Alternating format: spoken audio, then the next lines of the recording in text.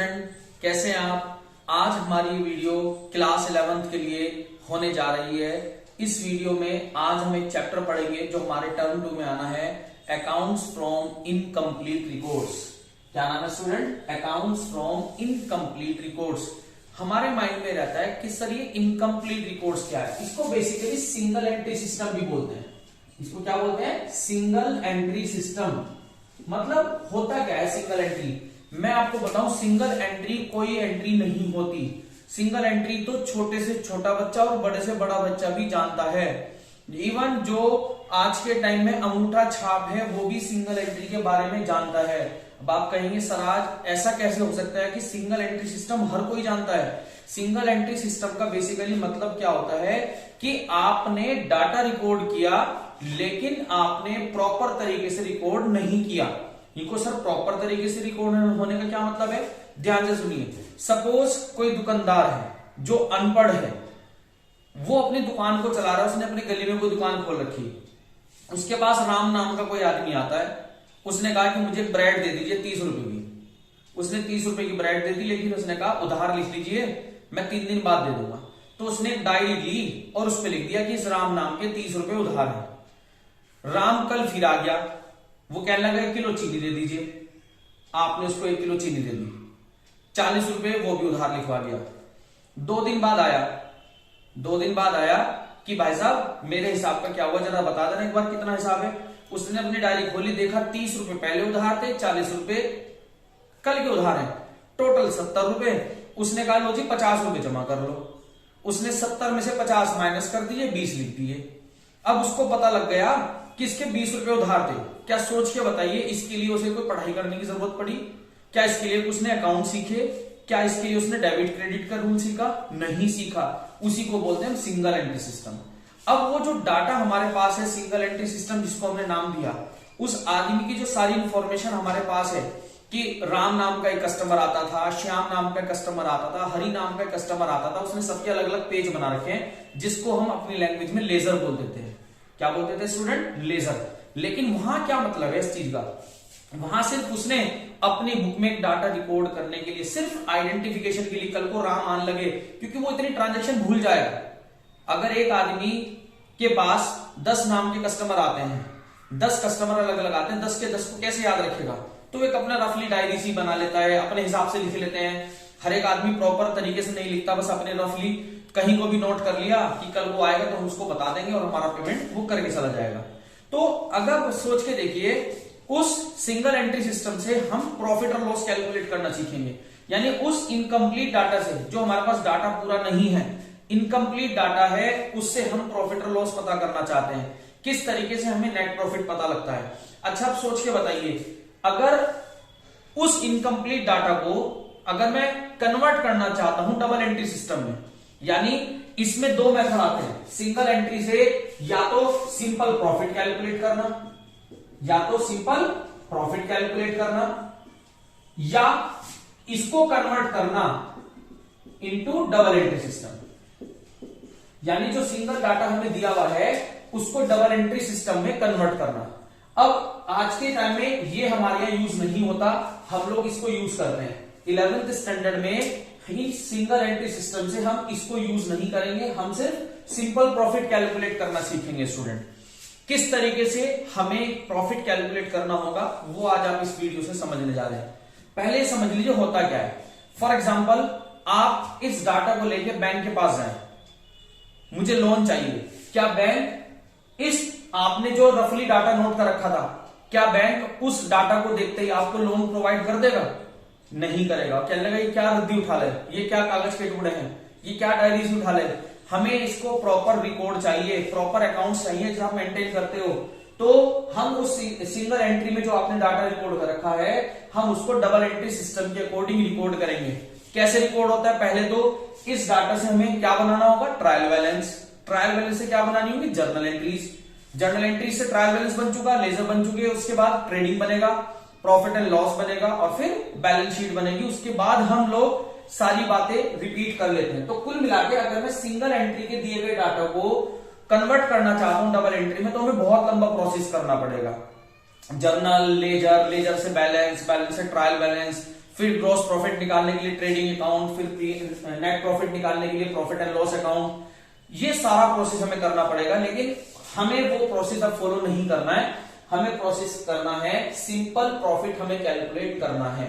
अब simple profit कैसे calculate होता है स्टूडेंट, ये ध्यान से समझिए। इसके लिए हमें एक बनाना होता है statement of P and L. पहले आप समझ लीजिए, फिर मैं इसका लॉजिक बताऊंगा। हमें क्या बनाना होता है student, statement of P and L बनाना होता है। इस statement of P and L के अकॉर्डिंग, इस statement of P and L से आप उस डाटा का प्रॉफिट कैलकुलेट करेंगे जो डाटा आपके पास इनकम्प्लीट है। उसके लिए आपको क्या क्या चीजें चाहिए, उस statement of P and L से अगर आप प्रॉफिट कैलकुलेट करना चाहते हैं तो स्टूडेंट सबसे पहले आपको चाहिए उसकी क्लोजिंग कैपिटल। क्या चाहिए आपको, उसकी क्लोजिंग कैपिटल। उस क्लोजिंग कैपिटल को आप यहां लिखेंगे। उस क्लोजिंग कैपिटल में प्लस करेंगे उसकी ड्रॉइंग्स, जो उसने अपने बिजनेस से अपने पर्सनल यूज के लिए पैसा विड्रॉल किया है, उसको प्लस करके यहां लिखेंगे आप। उसमें से माइनस करेंगे पूरे साल में अगर वो बिजनेस में कोई और पैसा इन्वेस्ट करता है। पता लगा उसने अप्रैल में बिजनेस स्टार्ट किया, उसके बाद अक्टूबर में आके उसने 50,000 रुपए बिजनेस में और लगा दिए, उसको बोलते हैं एडिशनल कैपिटल। वो यहां लिखेंगे, माइनस करेंगे, यहां लिखेंगे, और फिर माइनस करेंगे स्टूडेंट, क्या करेंगे माइनस, ओपनिंग कैपिटल। क्या करेंगे, उसकी ओपनिंग कैपिटल।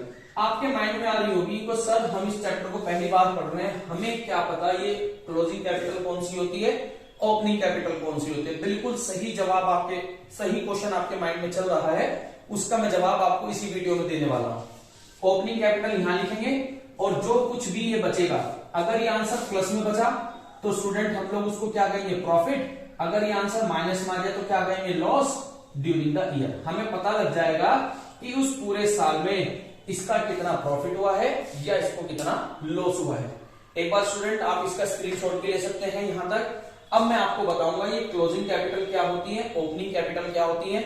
जब हमें डाटा ही इनकम्प्लीट है तो हम उस डाटा से कैसे क्लोजिंग और कैसे ओपनिंग कैपिटल कैलकुलेट कर सकते हैं, किस तरीके से हम लोग इस प्रोसेस को पूरा करेंगे।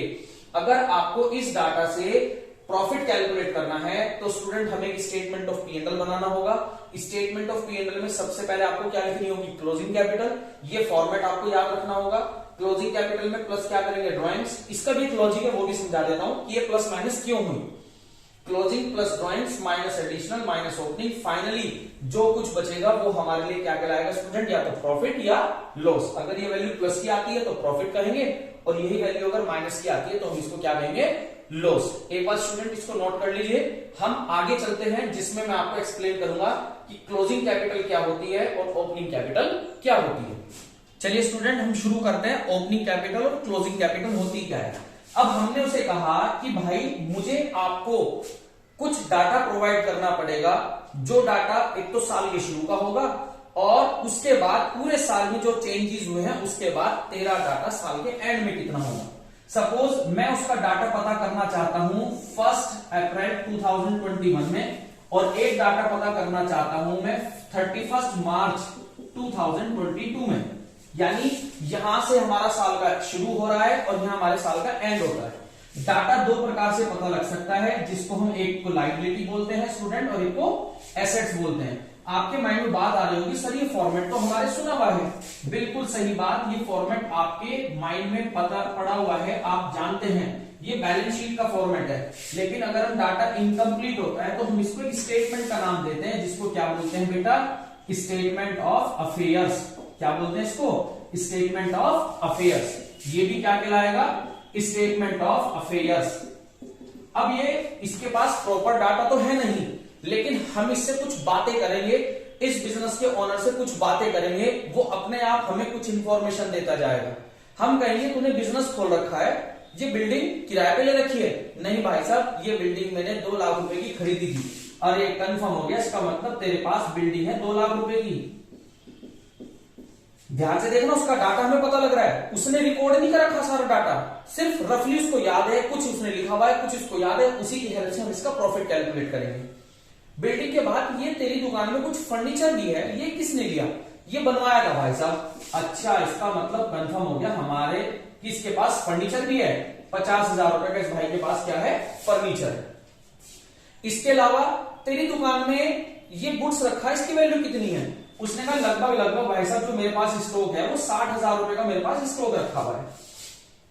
इसके अलावा कि तेरे पास दुकानदार, तेरी दुकान में जितने भी कस्टमर आते हैं सारे कैश पे करके जाते, अजी ना आधे से ज्यादा तो उधार के हैं, हर वादा कर जाते हैं कि तेरा पैसा 10 दिन बाद देंगे, 20 दिन बाद देंगे, यानी फिर एक बात नहीं आई। अच्छा इसका मतलब तेरे डेटर भी हैं? हाँ जी डेटर भी है इस भाई के 40,000 रुपए के, इस भाई के क्या है डेटर भी हैं। अच्छा ये बता तेरे पास इस टाइम कैश कितना होगा, कौन सी डेट को, 1 अप्रैल 21 को।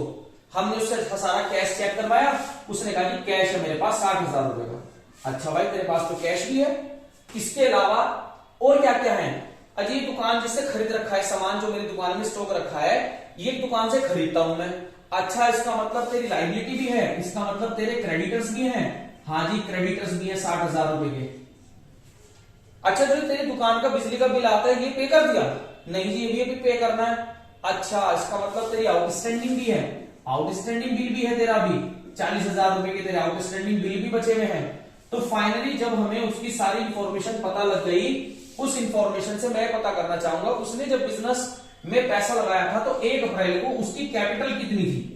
1 अप्रैल 2021 में क्या थी उसकी कैपिटल? ये कैपिटल कौन सी कहलाएगी बेटा हमारी? ओपनिंग। जब याद आ रहा होगा जब हमने फॉर्मेट समझाया था स्टेटमेंट ऑफ P&L का, तो उस स्टेटमेंट ऑफ P&L में सबसे पहले आपको क्लोजिंग कैपिटल चाहिए थी। क्लोजिंग कैपिटल मतलब करंट ईयर के डाटा से निकलेगी। उसके बाद चाहिए थी मुझे एडिशनल कैपिटल, वो हमें बीच में पता लगेगी, बताऊंगा अभी। फिर एक थी ड्राइंग्स, वो भी अभी पता लगेगी। एक लास्ट में चाहिए थी हमें ओपनिंग कैपिटल। तो स्टूडेंट उसके दिए हुए साल के शुरू के डाटा से सबसे पहले हम लोग क्या कैलकुलेट करेंगे? Opening capital. ये डाटा आपको सारा क्वेश्चन में गिवन होगा, लेकिन हमें खुद कैलकुलेट करना था। टोटल करते हैं 2 लाख रुपीज की बिल्डिंग है, 50,000 रुपए का फर्नीचर है, 60,000 रुपए का स्टॉक है, 40,000 का डेटर है, 60,000 रुपए का कैश है। इसका मतलब इस भाई के पास जो टोटल एसेट्स है 4,10,000 रुपए की।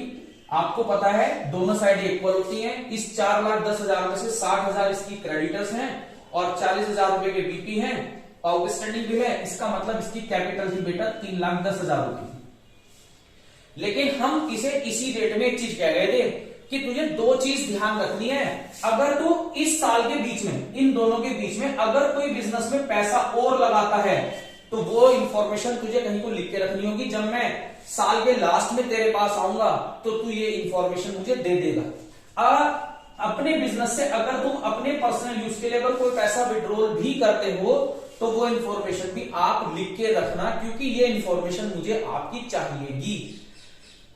अब हम साल बीत गया, उसके पास पहुंचे। हाँ भाई बिल्डिंग है जी, आपके सामने बिल्डिंग है, लेकिन हमने बेसिकली याद रखा कि बिल्डिंग पे नॉर्मली हम मान के चलते हैं इसकी बिल्डिंग पे डेप लगा होगा। सभी जानते हैं बिल्डिंग हमारी फिक्स एसेट्स होती है, उस पर डेप्रिसिएशन लगता है। उसे तो पता नहीं, एक नॉर्मली जनरल भाषा में हमने देखा कि तेरी बिल्डिंग पे 10% का डेप लग चुका है, तो 20,000 रुपए का डेप लग चुका। आज तेरी बिल्डिंग की वैल्यू बची है 1,80,000। इसके अलावा फर्नीचर, तेरे पास जो फर्नीचर था, फर्नीचर की वैल्यू कितनी थी? 50,000। मैं मान के चलता हूं तेरा इस फर्नीचर पे भी डेप लग चुका है 10% का, यानी 5,000 का फर्नीचर पे डेप लग चुका है। आज तेरा जो फर्नीचर बचा हुआ है वो 45,000 का बचा हुआ है। आज बता तेरी दुकान में माल कितना का रखा है?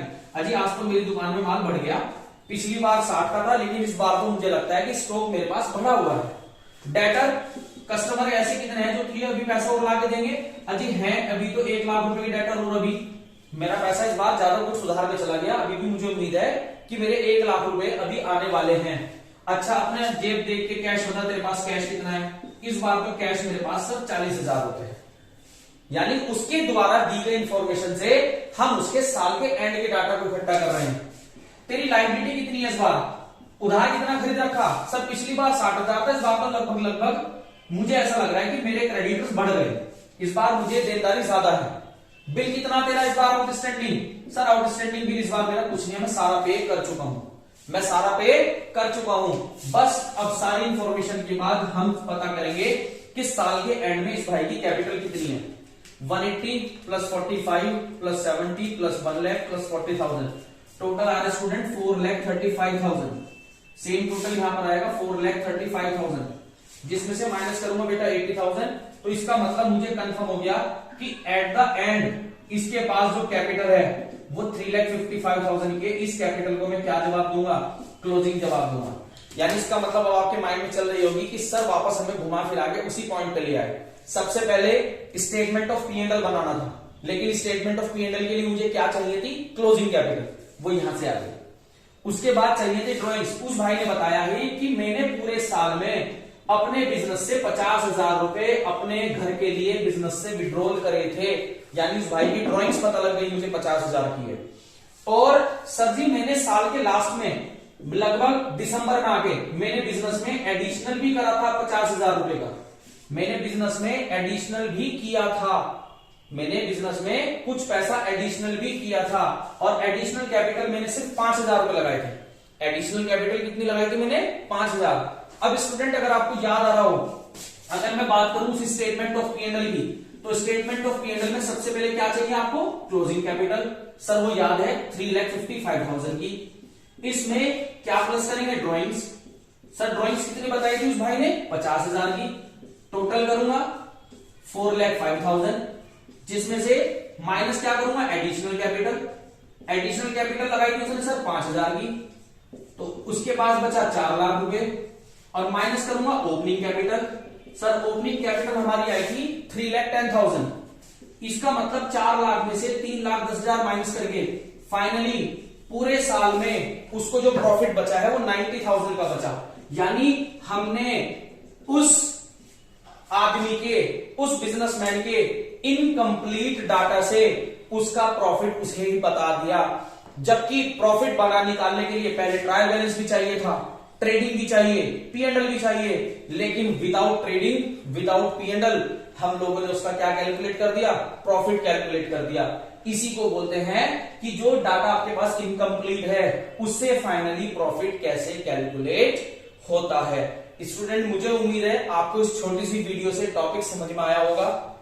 ओके स्टूडेंट, इस वीडियो को शेयर करिए, लाइक जरूर करिए और चैनल को सब्सक्राइब जरूर करिए। Okay student, thank you and have a nice day.